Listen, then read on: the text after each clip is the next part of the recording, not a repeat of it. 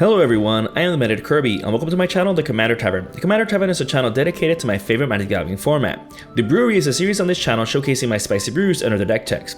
On this episode of The Brewery, I'll be discussing my take on a commander from Innistrad Midnight Hunt, Tovolar Dire Overlord.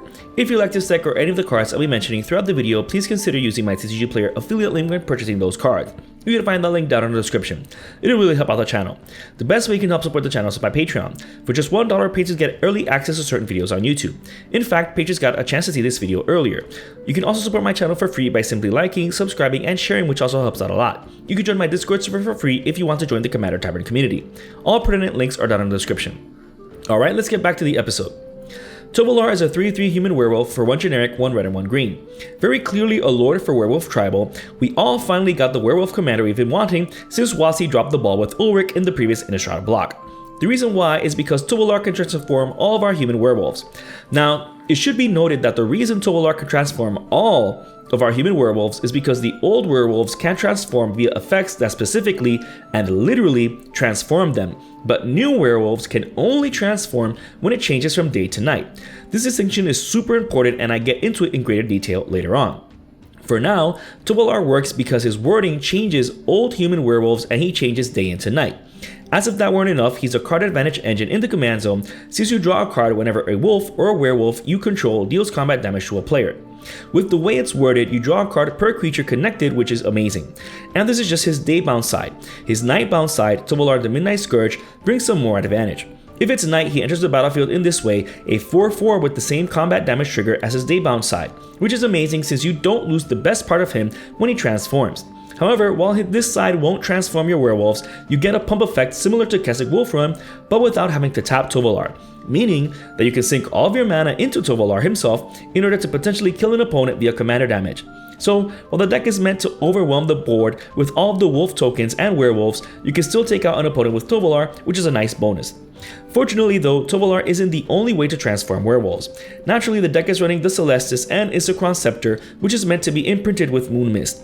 I know it might seem too optimistic to run this 2-card combo without much in the ways of tutoring, but you can draw so many cards with the deck, you'll imprint Moon Mist on Isochron Scepter in more games than not. The Celestis doubles as a mana rock, which is great since it can tap for any color. If that weren't enough, whenever it changes from day to night and vice versa, you gain 1 life and can loot for 1. However, the main reason for running it is that for 3 and tapping, you can change day to night and vice versa. The reason this is so important is because new werewolves can only transform with the day-night mechanic. So any werewolves with day-bound or night-bound will not transform from Moon Mist effects nor any other effect that transforms cards. However, it doesn't transform old werewolves. They don't care about the day-night cycle. However, those can be transformed via other means besides the number of spells cast in a turn. That's where consistently casting Moon Mist off of Isochron Scepter comes in handy. The deck has plenty of werewolves with effects that trigger when they transform front to back and vice versa, so it's incredibly useful to transform them at will, especially when you're transforming multiple werewolves at once. As for the recording of this video, there are 84 werewolves and or creatures with Changeling that are legal in Commander that can be included in the Tovolar deck. When building the deck, I wanted to only include the best possible werewolves and then test the deck out to see if there were too many or too few, or if some were better or worse than predicted. Of those werewolves, I wanted to include the ones with tribal effects and the ones with interaction or card advantage stapled onto them. These would of course be the best and strongest ones. After that, any other werewolf that would synergize with what the deck wants to do was included. The werewolves with Lord effects are Breakneck Rider, Child of the Pack, Hound Tamer, Instigator Gang, Keswick Naturalist, Cruin Outlaw, Mayor of Avabrook, and Village Watch. Breakneck Rider, Child of the Pack, Hound Tamer, Keswick Naturalist, Cruin Outlaw, and Village Watch might not seem like they have any Lord effects, but that's because their default form doesn't have one. That doesn't mean that they're entirely useless. Child of the Pack can create wolf tokens, which is great on its own, but better since they trigger Tovolar when dealing combat damage. Hound Tamer is a decent, albeit overpriced, mana sink to put +1/+1 counters on creatures. And Keswick Naturalist is a sort of mana dork, but it only adds mana to your mana pool when it attacks. However, when these creatures transform, then we can see the lord effects they have. Notwithstanding, the rest of them become even better lords when they transform, which is why it's so convenient when you have a recurable Moon Mist. That way you can transform the ones you can into their back form whenever you want. These lords are no joke and can really take your beatdown strategy to the next level, so try and keep in mind how they transform and when they do. Another werewolf lord in the deck is Gaia Reach Bandit. At first glance, it seems like this is a very underwhelming 3/2 with haste for 3 mana. However, the best part of it is its backside. When it transforms into Wilden Pack Alpha, its static ability is super busted for a werewolf tribal deck like this one. The new werewolves do have the advantage of entering the battlefield already transformed into their backside if it's night due to the Nightbound effect. However, that does not happen with old werewolves. Wilden Pack Alpha helps mitigate that, making it such a powerful lord here. However, one of the best lords in the deck is Avabrook Caretaker. At the beginning of combat on our turn, it puts 2 +1/+1 counters on another creature we control for free. If that weren't enough, it's a 4/4 with hexproof. However, as you most likely noticed, that doesn't make it a lord. Well, when it transforms into Hallowhenge Huntmaster, it gives hexproof to all of our permanents, and it also globalizes the 2 +1/+1 counters by giving it to each of our creatures at the beginning of combat on our turn. It doesn't even need to attack. This card is so broken on its own. Imagine when it's getting benefited by all the other lord effects in the tribal deck. This is one of those werewolves that you definitely want to remain nightbound, which is why the Celestis is so important here, as well as Tovolar. At the beginning of your upkeep, Tovolar can make it night. Reckless Stormseeker isn't a lord but still provides a decent boon to at least one creature. It's also a werewolf, so it benefits from being in the deck. At the beginning of combat, it can give a creature +1/+0 and haste for free, and when it's nightbound, the pump is larger, plus it gains trample along with haste. This might not seem like much, but if we want to swing in with a beefy werewolf that has summoning sickness, we're able to, all for free. Plus, it gives trample, which is relevant for getting through. The next group of werewolves to provide card advantage is some way or another. Duskwatch Recruiter, Hermit of the Natternolls, Howlpack Piper, and Sage of Ancient Lore do just that. The Recruiter has an amazing mana sink where we can filter the top 3 cards of our library and put a creature from amongst them into our hand. With 32% of the deck being creatures, there's a 69% chance of success from activating it. Nice. The Hermit has us draw a card whenever an opponent casts a spell during our turn. It might not be that often, but the point is that it deters them from casting spells during our turn, or we draw a card when they do. Howlpack Piper is a callback to Elvish Piper, but way better in a tribal deck. That's because it's uncounterable, plus it untaps if you use to get a wolf or werewolf onto the battlefield. The only downside is that it costs 1 more to activate, and you can only do it when you could cast a sorcery. The Sage only draws a card when it enters the battlefield, but it becomes huge once we're getting through with enough wolves and werewolves filling our hand when Tovolar's out. When they transform, they're still useful. Kralin Horde Howler reduces the cost of our creature spells, which, depending on the situation, might be better or worse than its deck filtering ability. Lone Wolf of the Natternolls increases the card drawn to 2 whenever opponents cast spells during our turn. Wildsong Howler goes from cheating creatures onto the battlefield to filtering the top 6 cards from our library for a creature to put into our hand. That might not seem so strong, but if we're able to transform our werewolves multiple times during our turn or throughout a full turn around the table, this trigger does some work. Werewolf of Ancient Hunger still has a star power toughness, but this time it gets vigilance and trample. Oh, and its power and toughness now depends on the total number of cards in all players' hands, not just our own. This thing gets huge. Realm Walker is another werewolf that provides card advantage, but only if the top card of our library is a werewolf. That being said, being able to cast werewolves off the top of our library is a great ability, since it's better than simply drawing into the werewolf. We can also always look at the top card of our library, which is an amazing floor. The next group of werewolves are those with interactions stapled onto them, those being Afflicted Deserter, Daybreak Ranger, Huntmaster of the Fells, Ill-Tempered Loner, Outland's Liberator, Ulrich of the Kralin Horde, and Tovolar's Huntmaster. Afflicted Deserter doesn't have any reaction as is, but when it transforms, it destroys an artifact and deals 3 damage to its controller to boot. This has the potential of happening multiple times in one turn around the table in a 4-player game, which is great at breaking those mana rocks. Daybreak Ranger has a potential of sniping weak flyers out of the sky, which isn't entirely useless, but might be underwhelming apart from sniping a spirit or bird token here or there. However, when it transforms, it can then simply fight any creature.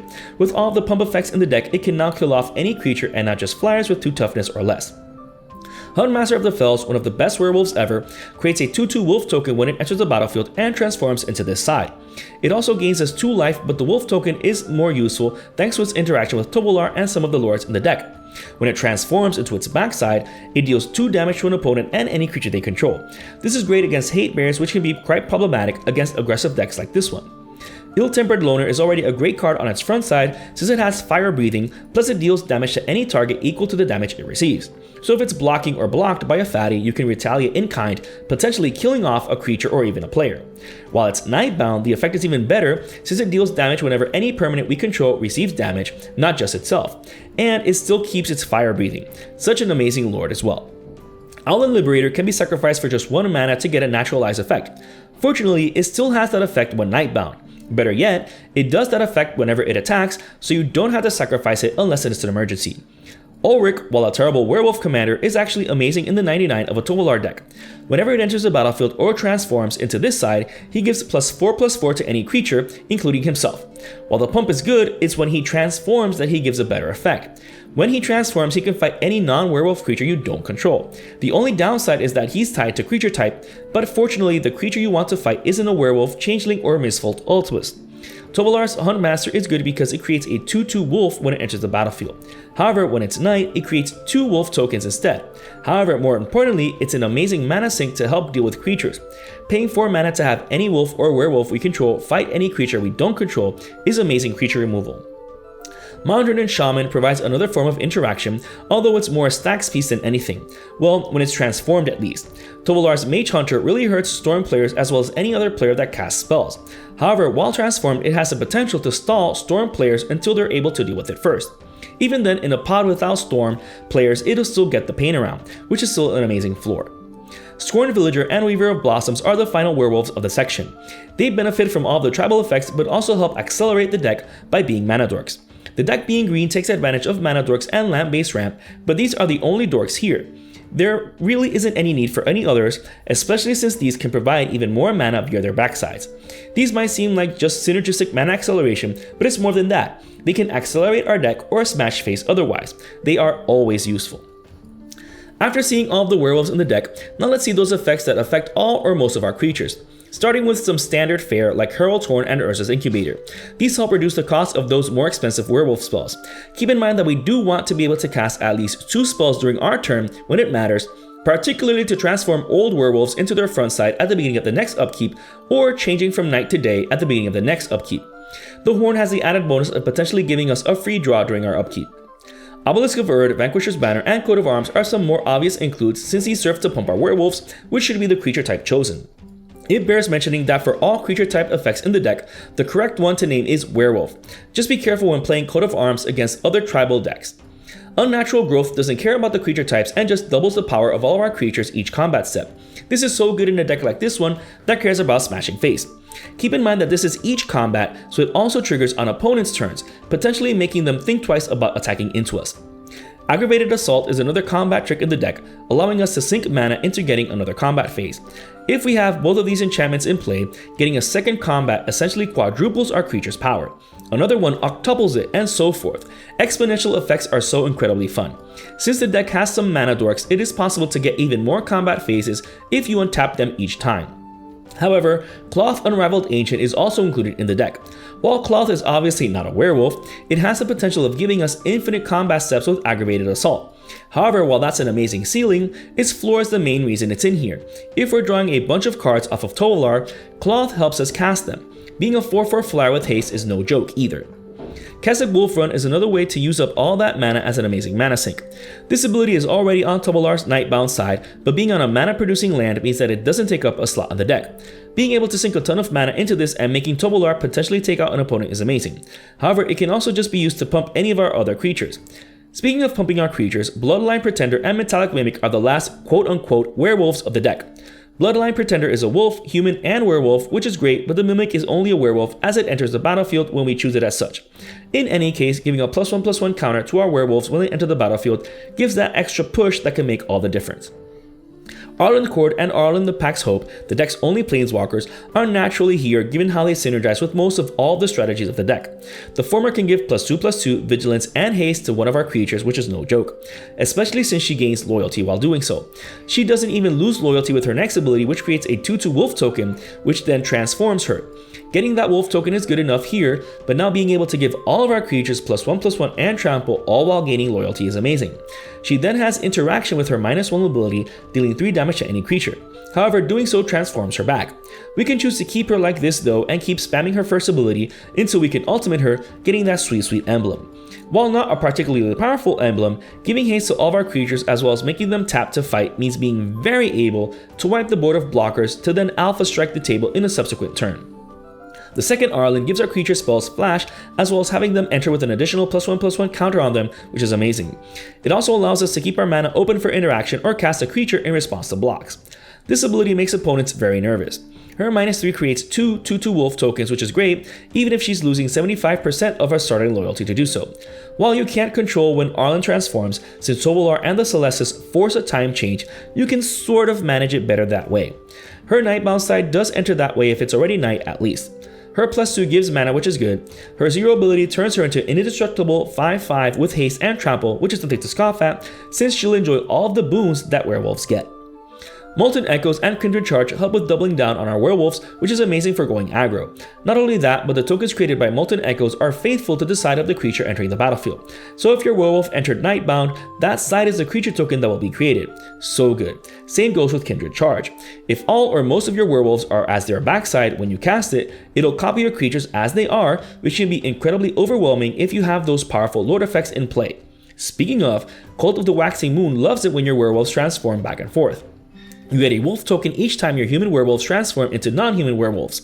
The amount of wolf tokens you can get when you're manipulating when they transform is staggering. Kindred Summons is such a busted tribal card in this deck. It does a whopping 7 mana, but that's nothing for a green deck. While on its own is such an amazing spell in a tribal deck like this one, imagine casting it off of Kindred Charge, which is already doubling your werewolves. That just makes Kindred Summons dig that much deeper for actual werewolves. That alone can potentially end the game. Cavern of Souls and Unclaimed Territory are the final tribal effects in the deck and don't take up any slot since they're mana producing lands. The Cavern currently has an unnecessarily high price tag, so if you're not playing online or don't want to proxy it, you can swap it out for something else and the deck will still run just as fine. The following cards in the deck are the essential card advantage, responses, and mana acceleration of any deck. While Tovolar is already card advantage in the command zone, that doesn't mean the deck shouldn't run any more similar effects. Toski, Bearer of Secrets, and Oran Frostfang, while not being werewolves, have a similar effect to Tovolar, but don't care about the creature type or the creature dealing combat damage. So long as the creature gets through, you draw a card. Obviously, having all 3 cards in play at once is a wish come true. The Snake also has the added bonus of giving Death Touch to our attackers, which is great for swinging in with everything, especially our wolf tokens. The deck does draw enough cards where Thought Vessel and Lurkeray Tower are included for good measure. In any case, lands and mana rocks don't really take up slots in the deck, so these are just fine here. As for what we're drawing into, it's not just more creatures but responses as well. Beast Within and Chaos Warp can deal with any permanent whatsoever at instant speed for just 3 mana. Every deck that can run them should run them. Bramble Crush and Creeping Mold are almost similar, but they cost 1 more and have restricted targets. Plus, they're sorceries. That being said, they're still incredibly useful.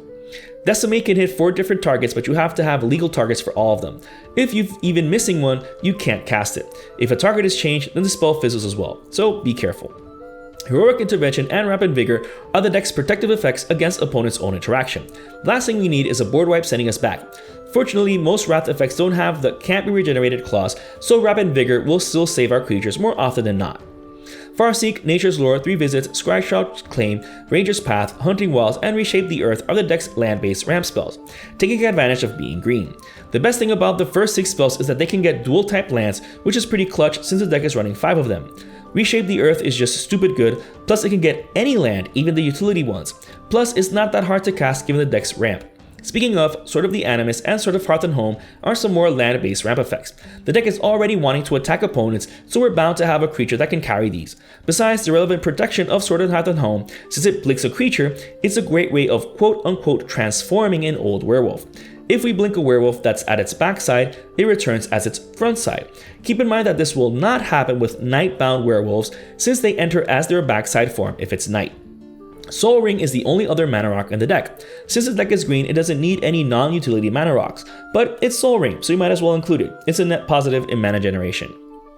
The rest of the deck is just the rest of the lands. The deck's running all 7 fetch lands: Taiga, Stomping Ground, Cinder Glade, Sheltered Thicket, Highland Forest, Grove of the Burn Willows, Rockvale Vale, Rootbound Crag, Spire Garden, Firelit Thicket, Reflecting Pool, Command Tower, and Ancient Tomb, as well as 5 of each basic lands due to all the basic land ramp in the deck.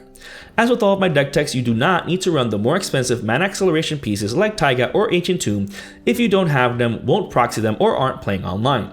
You can easily swap them out for budget substitutes and the deck will still run well enough. This brews just an idea of how to build around Tovolar Dire Overlord. Since I had a feeling that Crimson Vow would bring more werewolves to the card pool, I waited a bit to brew Tovolar until after Crimson Vow. Fortunately, it did bring a ton of amazing werewolves, making this deck even better than if built just around Midnight Hunt. Testing this deck proved that werewolves are a really good tribe, even if we only get new werewolves once in a blue moon. If you're interested in the deck list of this spicy brew of mine, you can find a link to it down in the description. I would like to thank all my patrons for supporting me, and a quick shout out to all my higher tier patrons, the Brewers, for their patronage. I'd also like to thank anyone using my TCG Player affiliate link. That also helps out the channel. And to everyone, thanks for watching this episode of the Brewery on the Commander Tavern. I am the Meta Kirby, and happy brewing. See you next year.